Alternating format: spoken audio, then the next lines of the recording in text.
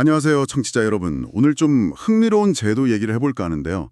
10월부터 한국에서 이게 새로 시작된대요. 뭐냐면 생명보험 가입자가 돌아가시기 전에요. 그 사망보험금을 미리 연금처럼 받을 수 있는 그런 길이 열린다는 겁니다. 가칭 사망보험금 연금 선지급 제도라고 하는데 아시다시피 노후자금 걱정 많잖아요, 요즘. 이게 과연 어떤 의미일지 좀 궁금하시죠? 그래서 오늘 저희가 이 제도에 다룬 최근 매일경제 기사를 좀 봤습니다. 이걸 중심으로 깊이 한번 파고 들어가 보려고 해요. 이 기사가 지금 한국의 노후 현실, 이게 사실 쉽지 않잖아요. 그 현실이랑 이 새로운 금융 옵션에 대해서 꽤 자세하게 설명을 하고 있더라고요. 그래서 이번 시간에는 이 제도가 어떻게 돌아가는지, 또 누가 이용할 수 있는지, 뭐 장점, 단점은 뭔지, 그리고 이게 청취자 여러분의 은퇴 계획에 어떤 영향을 줄 수 있을까? 이런 것들을 좀 속 시원하게 풀어보는 걸 목표로 삼았습니다. 자, 그럼 본격적으로 한번 시작해 볼까요? 우선 이런 제도가 왜 나오게 됐는지 그 배경부터 좀 짚어봐야 할 것 같아요. 기사에 보니까 국민연금연구원 보고서가 인용됐던데 현재 국민연금 제도가 이대로 쭉 간다고 가정하면요. 그러니까 보험료율 9%에 소득 대체율 40%, 이게 그대로 간다면 2050년에는 노인 10명 중 4명 이상, 정확히는 42.3%가 빈곤 상태에 놓일 수 있다. 이런 상당히 충격적인 전망이 나왔어요. 이미 OECD 최고 수준이라는 노인 빈곤율이 더 심각해질 수 있다, 이런 경고등이 켜진 셈이죠. 네, 맞아요. 근데 이게 단순히 빈곤율 숫자만 높아지는 게 문제가 아니고요. 빈곤의 그 심각성, 깊이를 보여주는 빈곤 갭이라고 하죠. 그러니까 최저 생계비하고 실제 소득 간의 차이, 그 격차 역시 아주 가파르게 벌어질 거다, 이렇게 예측된다는 점이 더 우려스럽습니다. 특히 이제 75세 이상 후기 고령 인구가 확 늘어나면서 소득 불균형이 더 심해질 가능성이 크다는 거죠. 이런 현실 때문에 전문가들이 계속 얘기하는 겁니다. 연금제도 개혁해야 한다. 또는 퇴직연금 가입을 의무화하자. 개인연금 더 활성화하자. 이렇게 여러 겹의 소득보장 장치를 서둘러서 마련해야 한다고요. 결국에는 뭐랄까, 개인이 스스로 노후를 준비해야 하는 그런 부담이 점점 커지고 있는 상황인 거예요. 정말 각자 도생 같은 느낌이네요. 바로 이런 배경 속에서 그럼 10월부터 도입되는 사망보험금 연금화제도 이게 하나의 대안으로 떠오르고 있다, 이 말씀이시죠? 네, 그렇죠. 아이디어 자체는 들어보니까 간단명료한 것 같아요. 원래는 가입자가 사망한 뒤에 유족에게 지급될 그 사망보험금을 가입자가 살아있는 동안 노후자금으로 미리 땡겨 쓴다. 특히 그 은퇴하고 나서 국민연금 받기 시작하는 만 65세까지 소득이 딱 끊기는 기간 있잖아요. 그 소득 절벽 기간. 이걸 버텨내는 데 좀 도움을 주려는 목적이 크다고 하고요. 이게 정부 국정과제 중 하나로 추진되기도 했다면서요? 네, 맞습니다. 근데 흥미로운 점은 당초에는 65세부터 가능하게 하려고 했는데 시장 연령을 55세로 앞당겼다는 거.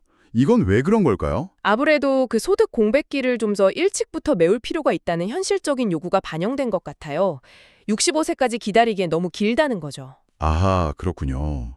삼성생명, 한화생명 같은 주요 5개 보험사부터 시작해서 점차 확대될 예정이라고 하고요. 자, 그럼 이제 중요한 건 누가 이 제도를 이용할 수 있냐는 거겠죠. 몇 가지 핵심적인 조건이 있습니다. 첫 번째는 나이인데요. 방금 말씀하신 것처럼 만 55세 이상이어야 하고요. 두 번째가 아주 중요합니다. 뭐냐면 가입한 종신보험의 보험료를 전부 납입 완료한 상태여야 해요. 전부요? 그러니까 예를 들어 20년 내기로 했으면 20년치를 다 내야 한다는 건가요? 15년 냈으면 안 되고요. 네, 정확합니다. 15년을 냈더라도 아직 5년치가 남았다면 신청할 수 없다는 의미예요. 딱 20년치를 다 내야만 자격이 주어집니다. 보험료를 다 내야 한다는 점, 이게 핵심이네요. 또 다른 조건은 없습니까? 네, 몇 가지 더 있습니다. 셋째로는 보험계약자하고 보험 대상자, 그러니까 피보험자가 동인 인물이어야 해요. 본인이어야 하는군요. 그렇죠. 혹시라도 가족이 가입자 모르게 신청한다거나 이런 분쟁을 막으려는 장치로 보이고요. 넷째는 사망 시 받기로 한 보험금 액수가 9억 원을 넘지 않아야 합니다.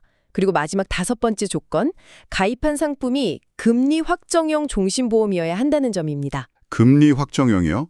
그러면 변액보험이나 그런 건 안 되는 건가요? 그건 왜 그렇죠? 예리한 질문이십니다.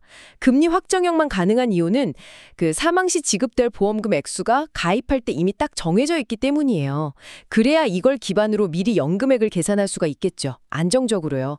반면에 투자 실적에 따라서 보험금이 오르락내리락하는 변액보험이라든지 아니면 시중 금리에 따라서 이율이 바뀌는 금리 연동형 상품 같은 경우는 미래의 사망보험금이 얼마가 될지 예측하기가 좀 어렵잖아요.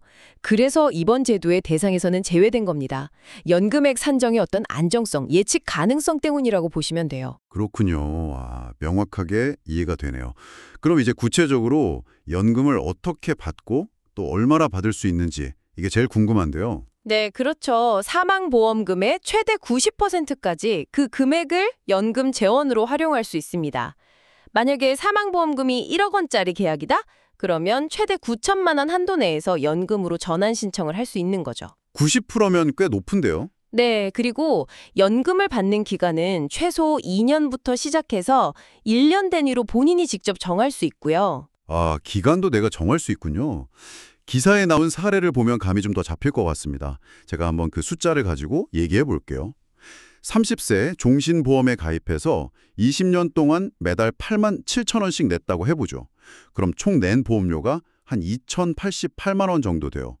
이분의 사망보험금은 1억 원이고요. 이분이 이제 만 55세가 되어서 나는 사망보험금의 70%, 그러니까 7천만 원을 20년 동안 연금으로 받겠다 이렇게 신청을 하면요. 계산해보니 매년 한 164만 원 정도, 월 평균으로 따지면 약 14만 원 정도를 받게 된다는 거예요. 이걸 20년간 쭉 받으면 총 연금 수령액은 대략 한 3,274만 원이 되는 거죠. 네, 그렇죠. 그리고 원래 사망보험금 1억 원 중에서 연금으로 안 받곤 나머지 30%, 즉 3천만 원. 이거는 나중에 이분이 실제로 사망했을 때 유족에게 사망보험금으로 지급되는 거고요. 그러니까 뭘 얻는 대신 뭘 포기하는가? 이 문제죠. 방금 그 예시에서 보면 연금으로 약 3,274만 원 받고 나중에 사망보험금으로 3천만 원 받고 합치면 총 한 6,274만 원 정도를 받게 되죠. 근데 만약 이분이 연금 전환을 안 했다면 원래대로라면 사망 시 1억 원을 받을 수 있었잖아요. 그거랑 비교하면 총 수령액 자체는 줄어드는 셈입니다. 이게 바로 살아있는 동안 노후 자금을 미리 확보하는 대가? 일종의 비용이라고 해석할 수 있는 거죠. 당장의 현금 흐름을 얻는 대신에 미래의 잠재적인 총액 일부를 포기하는 그런 트레이드오프 관계인 겁니다. 그러니까 당장 월 14만 원씩 20년간 받는 그 편리함, 현금 흐름을 얻는 대신에 나중에 받을 수도 있었던 약 3,700만 원 정도, 1억 6,274만 원, 이걸 포기하는 셈이 된다. 이 말씀이시군요. 이 기회비용 생각보다 좀 커 보이는데요? 네, 그렇게 볼 수도 있습니다. 물론 연금 받기 시작하는 시점을 늦추면 매달 받는 금액이나 총 연금 수령액은 더 늘어나긴 합니다. 기사에 따르면 같은 조건인데 65세부터 받기 시작하면 월 18만 원, 총 4,370만 원, 70세부터 받으면 월 20만 원, 총 4,887만 원, 75세부터 받으면 월 22만 원, 총 5,358만 원 이렇게 증가하거든요. 결국 언제부터 연금을 받을지는 정말 본인의 건강 상태나 다른 소득이 있는지 없는지, 자금이 언제 필요한지 이런 것들을 다 종합적으로 고려해서 결정해야 할 문제예요. 정답은 없는 거죠. 그렇군요. 시점을 늦출수록 받는 돈은 많아지지만 그만큼 기다려야 하고 참 선택이 쉽지 않겠네요. 그러면 이 연금 전환 말고 혹시 다른 선택지는 없을까요? 예를 들면 그냥 보험을 깨버리는 건 어떤가요? 해지하는 거요? 네, 그것도 아주 중요한 비교 대상입니다. 바로 보험 계약을 해지하고 해지 환급금을 받는 방법이죠. 특히 보험료 납입을 다 마치고 또 계약을 오랫동안 유지한 경우 있잖아요. 그런 경우에는 이 해지 환급금이 그동안 내가 낸 총 보험료보다 많아지는 경우도 꽤 있습니다. 원금보다 더 많이요? 네, 기사에서는 예를 들어서 30세부터 월 20만 원씩 20년간 총 4,800만 원을 낸 가입자가 있다고 쳐요. 이분이 70세 시점에 해지하면 해지 환급금이 6천만 원에서 7천만 원까지도 될 수 있다고 언급하더라고요. 와, 그럼 이게 연금 전환하는 거랑 해지하는 거랑 어떤 게 더 낫다고 말하기가 정말 어렵겠는데요? 뭘 기준으로 비교해야 할까요? 맞습니다. 그래서 일단 본인 보험 계약에서 예상되는 해지 환급금이 얼마인지 이걸 먼저 확인하는 게 필수예요. 모든 보험사 콜센터나 홈페이지에서 확인 가능합니다. 그리고 그 금액을 아까 계산해 본 것처럼 연금으로 전환했을 때 받게 될 총 연금액과 나중에 남는 사망보험금 합한 금액이랑 비교를 해봐야 하는 거죠. 핵심은 결국 언제 어떤 형태의 돈이 나에게 더 필요한가 이걸 판단하는 겁니다. 당장 55세부터 생활비가 좀 부족해서 매달 꾸준한 돈이 필요하다. 그러면 연금 전환이 유용할 수 있겠죠. 하지만 아직 자금 여유가 좀 있고 나중에 자녀 결혼 자금이나 주택 자금 같은 목돈이 필요할 것 같다. 이러면 해지환급금을 받아서 굴리는 게 더 나은 선택일 수도 있어요. 결국은 정기적인 현금 흐름이냐 아니면 일시적인 목돈 확보냐 이 사이에서의 개인적인 선택인 셈입니다. 자신의 재정 목표나 은퇴 후 라이프 스타일 계획에 맞춰서 아주 신중하게 접근해야 합니다. 정말 신중해야겠네요. 연금 전환이 무조건 좋은 건 아니군요. 해지 환급금 확인이 필수라는 거. 네, 그렇습니다. 그리고 또 하나, 세금 문제도 빼놓을 수 없죠. 이것도 반드시 확인해야 할 부분입니다. 기사에서는 월 150만 원 이상 고액 저축성 보험료 납입자가 연금으로 전환할 경우에 연금소득세 3.3%에서 5.55%나 이자소득세가 부과될 수 있다고 언급하고 있는데요. 지금 우리가 얘기하는 건 종신보험 전원이지만 마찬가지로 고액 보험료를 쭉 납입해 오신 분들이라면 연금 전환 시에 비슷한 과세 가능성이 있을 수 있으니 좀 주의가 필요합니다. 아, 종신보험 전환에도 세금이 붙을 수 있다고요? 가능성이 있다는 거죠. 다만 좋은 소식은 기존 종신보험에 연금 전환 특약이라는 게 이미 포함되어 있는 경우가 있어요. 만약 이 특약이 있다면 비과세 혜택을 받을 가능성이 높습니다. 연금 전환 특약이요? 네. 그러니까 가입하신 보험증권이나 약관을 한번 꺼내보셔서 이 특약이 있는지 없는지 꼭 확인해보시는 게 중요해요. 확실하지 않다면 세무 전문가와 상담하는 게 가장 안전하겠고요. 네, 세금 문제는 정말 꼼꼼히 따져봐야 할 문제네요. 연금 전환 특약 유무 확인, 이거 꼭 기억해야겠습니다. 듣지 않니 이 제도를 이용할 수 있는 대상자가 대략 75만 9천 건이나 된다고 하던데 꽤 많은 분들이 해당될 수 있겠네요. 그렇죠. 꽤 많죠. 보험사들이 대상자에게 문자나 카카오톡으로 안내를 해준다고 하니까 연락을 한번 기다려보는 것도 좋겠습니다. 그런데 처음에는 보험사 창구에 직접 가야만 신청할 수 있다면서요. 온라인으로는 안 되고요. 네, 맞습니다. 초기에는 아무래도 이게 좀 복잡할 수도 있고 혹시 발생할지 모르는 불안전 판매, 그러니까 상품에 대해 제대로 이해하지 못하고 가입하는 경우를 막기 위해서 대면 창구에서만 신청을 받기로 했다고 합니다. 중요한 결정이다 보니 직접 설명을 듣고 좀 신중하게 판단하라는 그런 취지겠죠. 하긴 그게 안전하겠네요. 그리고 만일을 대비한 안전장치도 마련되어 있습니다.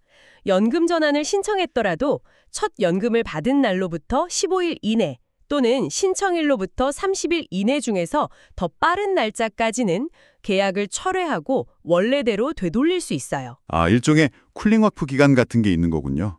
다행입니다. 그럼 실수로 신청했더라도 취소할 수 있겠네요? 네, 그렇습니다. 앞으로 이 제도가 좀 더 발전할 가능성도 있을까요? 네, 기사에 따르면 내년 초에는 지금은 1년치 연금을 한 번에 받는 방식 연지급형인데 이것 외에 매달 연금을 쪼개받는 월지급 연금형도 추가될 예정이라고 합니다. 오, 월지급형이요? 네, 아무래도 월 단위로 받게 되면 현금 흐름 관리하기가 더 수월해지겠죠. 더 나아가서는 그냥 연금 기능만 있는 게 아니라 요양 비용을 지원한다거나 중대 질병 관리를 돕는 식의 어떤 서비스가 결합된 상품 형태로 발전할 가능성도 있다고 하니까요. 제도의 진화를 좀 지켜보는 것도 흥미로울 것 같습니다. 네, 월지급형이나 서비스 결합형 기대되네요. 자, 그럼 오늘 논의한 내용 핵심만 다시 한번 간추려 볼까요? 10월부터 만 55세 이상이시고 보험료 납입을 완료한 금리 확정형 종신보험, 단 사망보험금 9억 원 이하 가입자라면 사망보험금의 최대 90%까지를 연금으로 미리 받을 수 있는 제도가 시행된다. 이게 은퇴 후 소득이 부족한 시기에 매달 현금을 확보하는 데는 분명 도움이 될 수 있다. 하지만 중요한 점은 원래 사망 시 받을 수 있었던 총 보험금보다는 연금과 남은 사망 보험금을 합한 총액이 줄어든다는 사실, 즉 기회비용이 발생한다는 점을 기억해야 한다. 네, 정확합니다. 그래서 가장 중요한 것은 결국 청취자 본인의 상황에 맞춰서 이 제도를 활용할지 말지를 아주 신중하게 결정하는 것이라고 할 수 있겠습니다. 우선 본인이 대상자인지 확인하시고 예상 연금 수령액과 현재 받을 수 있는 해지 환급금을 반드시 비교해 보십시오. 또 언제부터 연금을 받는 것이 본인에게 유리할지, 세금 문제는 없는지, 아까 말씀드린 연금 전환 특약은 있는지 등을 약관과 필요하다면 전문가 상담을 통해 꼼꼼히 확인하셔야 합니다. 기사 마지막에 나온 조언처럼요. 성공적인 노후 준비라는 게 단순히 얼마의 목돈을 모았느냐 이게 아니라 매달 필요한 생활비를 어떻게 꾸준히 만들어낼 것인가, 즉 현금 흐름 설계에 초점을 맞춰야 한다는 겁니다. 자신의 소비 패턴, 예상 은퇴 연령, 기대 수명, 그리고 무시할 수 없는 물가 상승률까지 고려한 현실적인 계획이 필요하다는 점을 다시 한번 강조하고 싶습니다. 네, 오늘 사망보험금 연금 전환이라는 새로운 제도에 대해서 정말 깊이 있게 알아봤습니다. 노후자금 마련에 대한 또 다른 선택지를 알게 된 아주 유익한 시간이었던 것 같습니다. 마지막으로 청취자 여러분께 한 가지 좀 생각해 볼 만한 질문을 던져드리고 싶습니다. 이 제도는 분명 가입자 본인의 노후생활 안정이라는 긍정적인 측면이 있죠. 하지만 본래 종신보험이 가지고 있던 중요한 목적, 바로 사망 후 남은 유족의 생활보장이라는 목적과는 어떤 관계를 맺게 될까요? 이 둘 사이의 균형점을 어떻게 찾아야 할지, 그리고 이러한 변화가 앞으로 보험 상품들이 설계되는 방식에는 또 어떤 영향을 미치게 될지, 이런 점들에 대해서 한 번쯤 스스로 고민해 보시는 것도 의미 있는 시간이 될 것 같습니다.